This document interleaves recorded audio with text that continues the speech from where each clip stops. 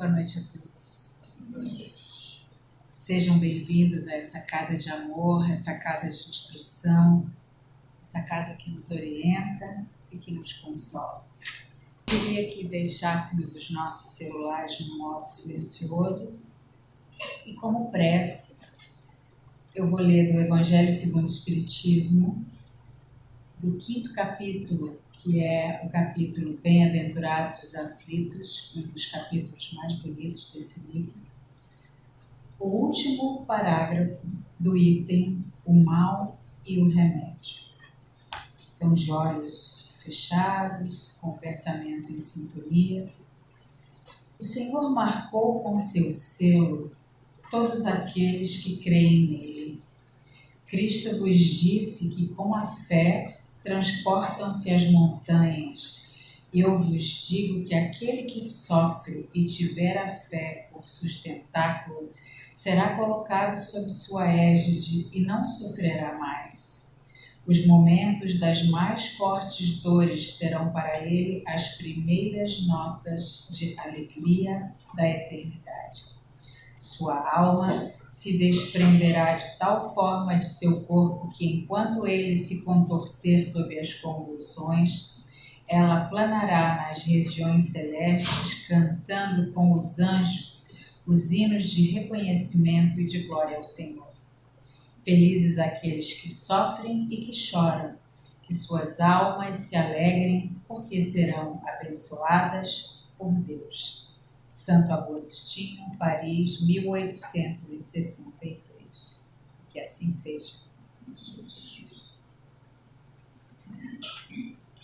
Por que eu escolhi esse trecho para introduzir o nosso momento hoje de reflexão através da exposição doutrinária?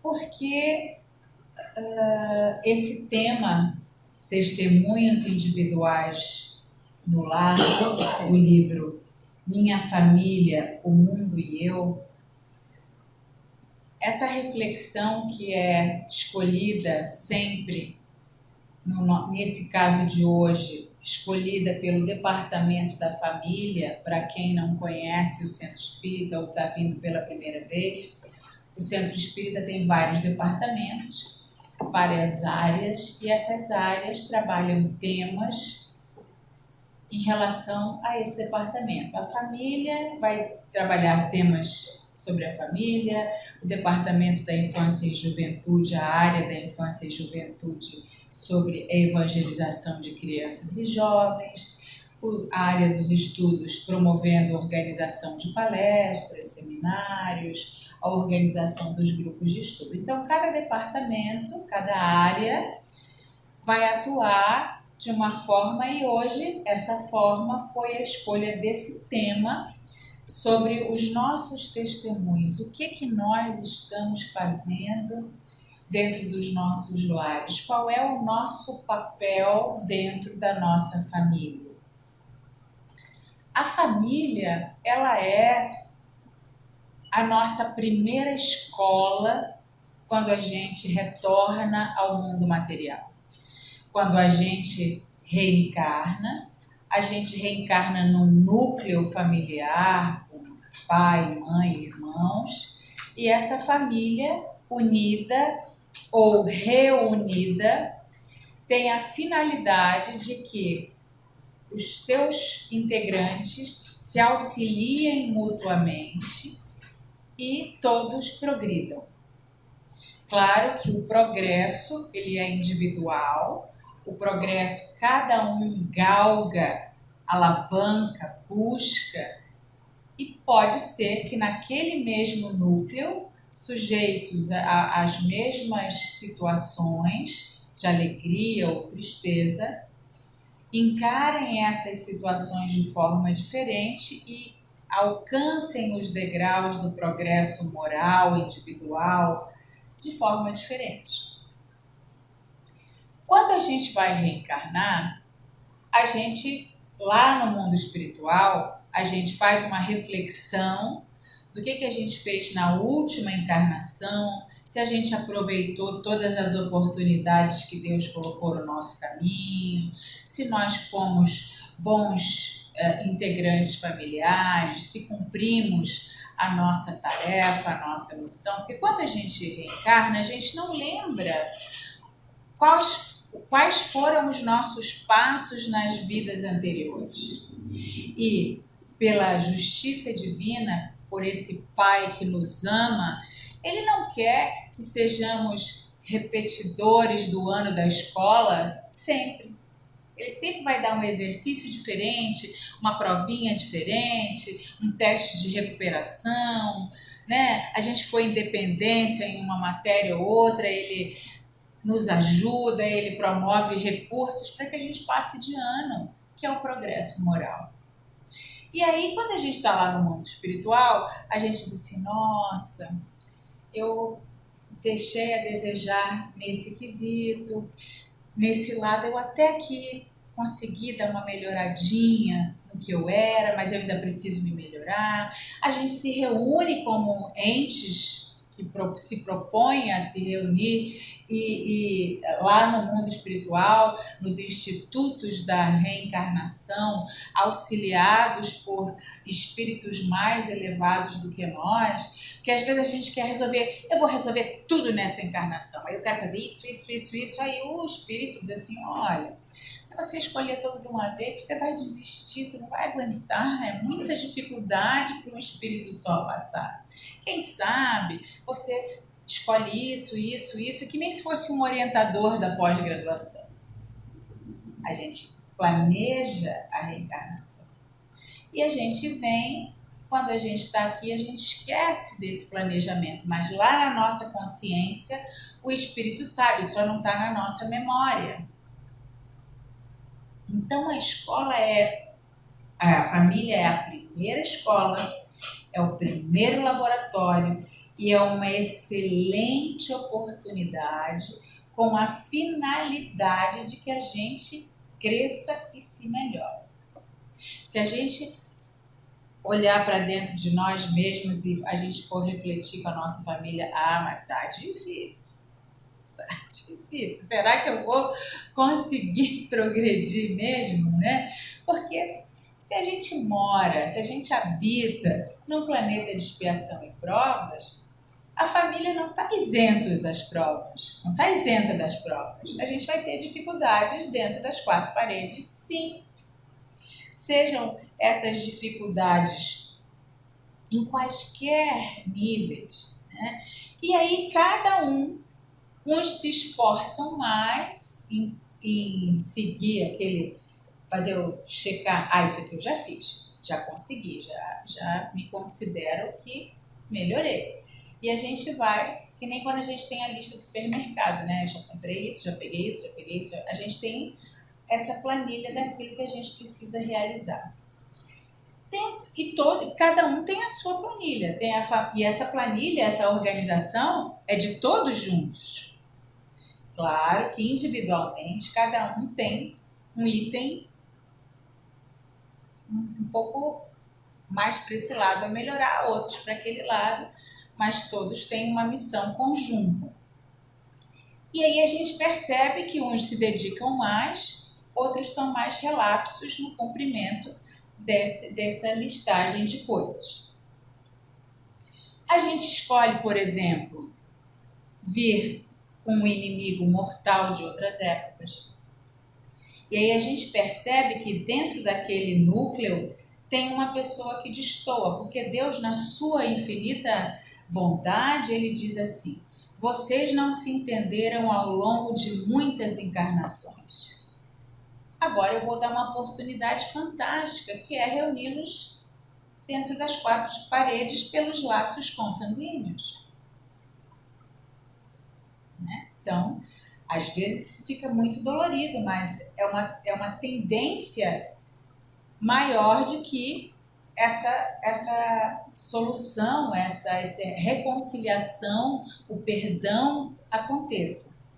A gente pode receber, por exemplo, para exercitar o perdão, receber como filhas na futura encarnação, as amantes do meu esposo nessa vida. Que prova difícil, né? A gente pode receber como filho, como esposo, e às vezes um espírito que já está mais elevado e que não nem precisaria mais reencarnar nesse mundo de expiação e provas, ama tanto um ser, independente se é esposo, esposa, filho, irmão, que se compromete, se propõe a encarnar novamente para auxiliar, como se fosse aquele que carrega junto nessa caminhada difícil daquele outro espírito. Quem tiver a oportunidade de ler o livro Renúncia, que é um dos romances do Chico Xavier, fala sobre isso. Então, nós estamos sempre envolvidos numa proposta de crescimento. Eu posso escolher novamente a mesma tarefa que eu venho abandonando encarnação após reencarnação, como, por exemplo, deixar de beber, deixar de fumar, deixar de ser um suicida. Tentei suicídio uma vez, vou reencarnar novamente. Me suicidei uma vez, reencarno de novo. Não, dessa vez eu não vou desistir da meta, de passar pela dificuldade sem desistir. Aí me suicido de novo. Na próxima reencarnação, não, dessa vez eu vou seguir firme. Porque Deus, Ele não programa ninguém para fazer o mal. Ele não permite ninguém para seguir, para ser um suicida sempre. Não. Ele vai sempre plantar e semear situações para que aquela caminhada tenha sempre flores para atenuar a dificuldade. E aí, sendo a Terra esse planeta de dificuldade, nós teremos desafios, teremos provas. E como que eu vou fazer isso? Eu vou ter que enfrentar. Não tem como fugir. Nós vamos enfrentar desavenças, desunião, seja essa desunião porque a gente acha que o meu pai prefere mais esse filho do que o meu pai foi injusto em deixar, me dar de presente para o meu irmão aquilo e dar de presente uma coisa de menos valor para mim. Muitas vezes os interesses materiais são as grandes causas de discórdia, porque nós ainda somos muito materialistas. A gente pode ter uma doença debilitante na família, isso ser uma dificuldade muito grande para a gente trabalhar. Então, eu tenho um filho jovem que se acidenta de moto e fica tetraplégico, e aí a gente vai ter que mover toda uma escala de cuidados para assistir aquela pessoa. Pode ser um filho que faz uso de drogas e com 45, 60 anos, ainda a mãe lá de 80 ainda está tendo que trancar as coisas porque esse filho de 50 anos ainda vende, rouba as coisas dentro de casa para comprar drogas. E foi uma vida inteira assim. E a gente testemunha que as mães são aquelas que nessa caminhada mais se esforçam, que menos desistem. Porque o laço de união de mãe e filho é diferente. Por isso a nossa responsabilidade, mães. E Deus, óbvio, provavelmente numa outra encarnação, eu vou vir como um homem, vou vir como pai de alguém, e todas as experiências de cuidados que eu já desenvolvi nessa encarnação como mãe não serão esquecidas, que eu vou aplicar agora numa condição de pai, ou de um cuidador, ou de um professor, ou de um evangelizador, para cuidar de outras pessoas. A gente pode ter violência doméstica, tão frequente hoje, violência física, violência com crianças, violência não só física, mas violência psicológica, o terror da tirania. E tem um texto no Evangelho que fala: você é amado Ou as pessoas têm medo de você porque você é um tirano doméstico? O respeito é por amor ou por medo?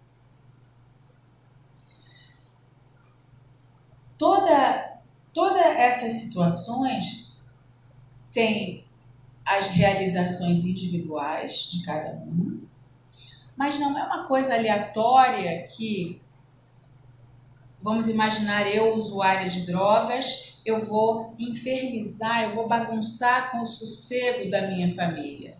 Porque senão Deus seria injusto. Se essa família também não tiver recursos a angariar, dons a desenvolver, virtudes a aprender, Deus seria injusto. Porque aí uma família íntegra vai ganhar uma coisa que desestrutura a família. Tudo tem um entrelaçamento perfeito, uma engrenagem que nenhum dentinho da engrenagem se encaixa errado. Tudo tem uma perfeição chamada justiça, amor e misericórdia do Pai para com todos nós. Claro que aquilo que eu fizer, eu terei de responder por isso individualmente. Mas se aquelas pessoas que estão ao meu lado também não cumprirem com essa prova que sou eu, o desenvolvimento da virtude do amor, da paciência, da bondade, da tolerância, da calma, da resignação, essas pessoas também não estarão cumprindo a listinha da planilha. Então, nós estamos entrelaçados como família. Cada um tem algo a ensinar e algo a aprender. E todos juntos, a proposta é que a gente passe de ano, que a gente ganhe um boletim com estrelinha. Na minha época, a gente ganhava boletim com estrelinha, gente. Hoje eu não sei como que é. Mas a gente ganhava um decalque. Era decalque o nome, não era adesivo, era decalque. Olha só como eu sou antiga. Né? Os meus atos individuais, eu responderei individualmente. Mas cada um também vai ter a sua responsabilidade nessa proposta da gente se melhorar. Alguns dramas, algumas dores, algumas dificuldades, elas fazem parte de um processo que às vezes não tem a ver um com o outro como indivíduos, mas faz parte de uma coisa coletiva. Vamos imaginar assim, um povo que é escravizado. Quem sabe já não foi um povo que teve escravos? Um povo que passa fome, em conjunto, todos passam fome, uma área de seca, uma área de pobreza extrema. Todos talvez foram extremamente opulentos e não dividiram as suas riquezas com aqueles que necessitavam. Muitas pessoas que vivem em situações de área de guerra, bombardeios, de que será que eu já guerriei em outras épocas? Então, às vezes é uma prova coletiva, mas que tem a ver, todos estão se ajudando uns aos outros. Às vezes a gente tem uma doença genética que acompanha toda aquela linhagem daquela família. Todo mundo vai ter a doença genética e talvez vá sucumbir aos 40 anos, porque é o processo da doença e que acometeu como escolha desses entes aquela prova. Então, nenhuma dor é um castigo de Deus. Deus, quando Moisés, lá na época antes de Jesus estar entre nós, para que as pessoas temessem a Deus e que elas caminhassem no prumo, Moisés apresentou um Deus que castigava. Ao longo dos tempos, Jesus veio dizer que Deus é amor, o Pai é misericordioso, o Pai é justo.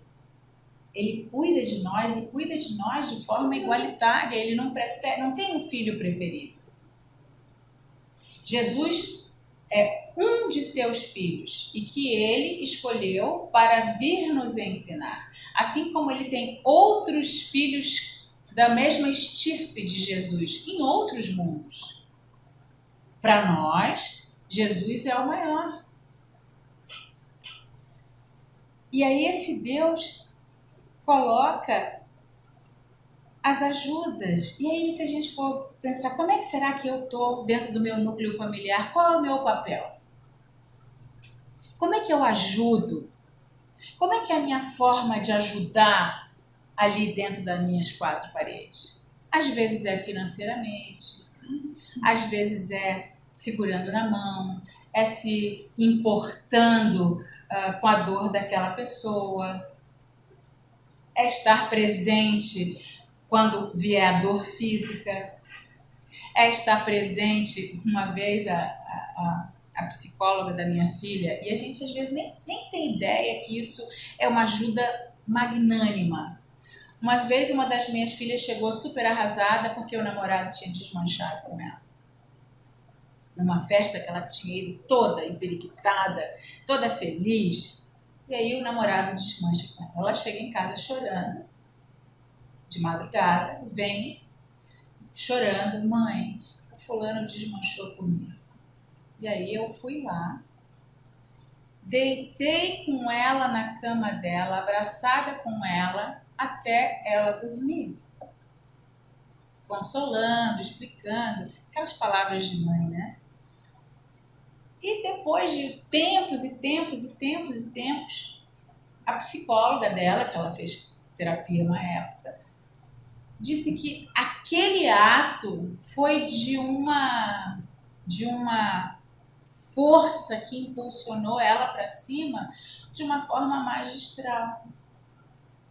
E aquilo para mim era óbvio, mas a gente às vezes não tem ideia, com coisas simples, como aquele ser que sofre vai se sentir ajudado. Por isso que a gente tem que sempre se colocar no lugar do outro, para poder... a gente nunca vai conseguir sentir a dor como o outro sente. Por isso que a nossa forma de ajudar, a gente não vai conseguir, por exemplo, um filho vai ter leucemia e eu vou dizer, eu queria ter leucemia no seu lugar, para poupar você desse sofrimento. É a planilha dele ter leucemia, não é a minha planilha. Nós estaremos presentes, firmes, de todas as formas que nós conseguirmos. Vamos nos doar quantas vezes forem necessárias, mas cada um tem a sua planilha. Então, ninguém pode, esse texto, essa parte desse livro, ele diz assim, qual é a melhor ajuda? O que eu posso proporcionar? Ninguém pode sofrer e passar pela prova do outro. E eu, como ente familiar, como é que eu vou ajudar aquela pessoa que tem a sua planilha? Diante da dor de um familiar, eu vou dar o apoio necessário, eu vou dar toda a sustentação possível, nem que seja deitar na cama abraçado com o outro, sem dizer nada. Eu vou dar amparo e estímulo para que o ânimo daquela pessoa, vou fazer prece, vou trazer na casa espírita, vou mandar mensagens toda hora de autoajuda, né? Para que o ânimo e a esperança nunca esmoreçam, para que aquela pessoa, amparado, possa não desanimar na sua luta individual. Uma criança ou adolescente, vamos imaginar, eu tinha um colega que teve paralisia, um colega de turma, que ele teve paralisia infantil quando era pequeno, e ele andava de muletas na faculdade. E aí ele dizia assim, quando eu tive paralisia, a minha mãe dizia assim, vai lá pegar, eu não vou pegar para você.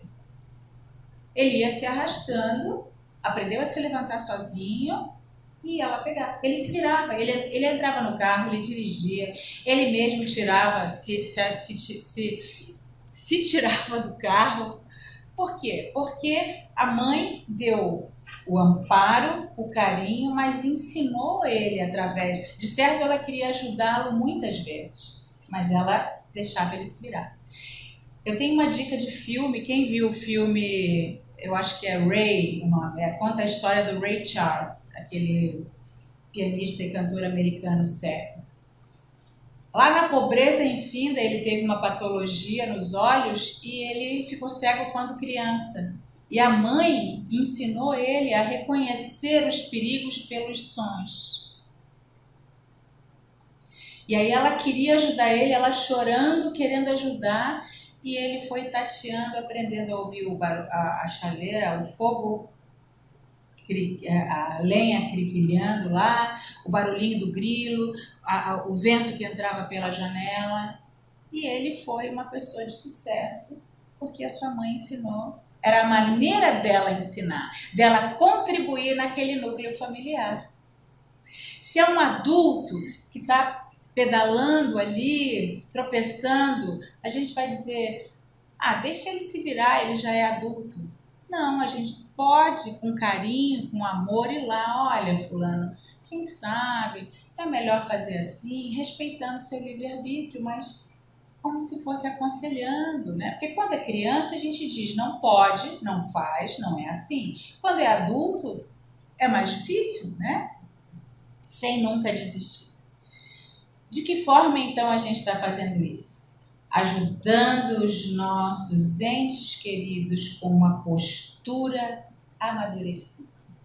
E o que nos dá amadurecimento? O que nos dá essa força?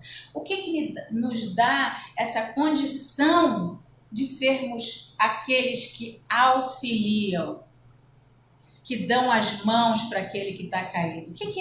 Como é que a gente consegue isso? Com a fé no Cristo. Com a certeza de que esse irmão, através do seu evangelho, nos deu as lições necessárias, tanto para nos consolarmos diante das nossas dificuldades e não desanimarmos individualmente, mas também para termos força, ânimo, coragem e auxiliar o outro. Claro que a fé vem com conhecimento. Porque por que Jesus disse, a verdade vos libertará? Conhecereis a verdade vos libertará. A verdade é o conhecimento. Então, a gente precisa conhecer Jesus, conhecer o seu evangelho, praticar os seus ensinamentos. E aí a gente vai ter essa postura amadurecida. Com Jesus no coração, a gente vai adquirir entendimento, paciência, resignação, a gente vai ter a indulgência para com os defeitos daquele ente querido que a gente está ajudando, que a gente sabe que ele está num processo de autoconhecimento, de autocrescimento. E nós vamos ter a lucidez, esse amadurecimento e a energia de atuar como família. Então, isso é o nosso testemunho no lar. Atuar como família, em nome do verdadeiro amor. E o amor que mais nos une nessa terra, nesse planeta, é o amor de família. Que tenhamos a força, a coragem, a determinação de manter a nossa família unida, coesa, valorizando sempre em primeiro lugar a família. Porque na hora que o foguete, o rojão está correndo no chão, quem que vai nos amparar e vai nos colocar num lugar seguro? A família. Às vezes nessas horas, aqueles que a gente considera, não, mas é meu amigo, vai para o lado da sua família, né? Então, essa é a nossa meta hoje. Cuidar da nossa família, valorizar a nossa família, mesmo que ela seja uma família como a de todos nós. Capenga ali, capenga acolá, uma dorzinha aqui, uma dorzinha acolá. Todas as nossas famílias são assim porque a gente habita um planeta de expiação e provas, né? Todo mundo tem um quezinho dentro da família. É verdade ou não é? Né? Então, que a gente saia daqui renovado, com a nossa fé perene, forte, para que sejamos amadurecidos com amor nos nossos corações. Vamos elevar então o pensamento a Deus, a esse Pai infinitamente bom e justo, que nos coloca no seio de uma família, que nos protege, que nos ampara, que nos orienta, que coloca no nosso caminho o Espiritismo, que coloca na nossa vida a Sociedade Espírita Jesus de Nazaré, que através dos ensinamentos de Kardec, dos espíritos superiores, das obras acessórias, faz com que nós venhamos aqui ouvir, aprender, crescer e enxugar as nossas lágrimas. Obrigada por todos aqueles que aqui trabalham, pelos espíritos bondosos que já estão a derramar sobre nós tudo o que precisamos. E que saindo daqui renovados, confiantes, valorizemos o lar aonde estamos, o nosso trabalho, a nossa vida. Obrigada, Pai, por tudo e que assim seja.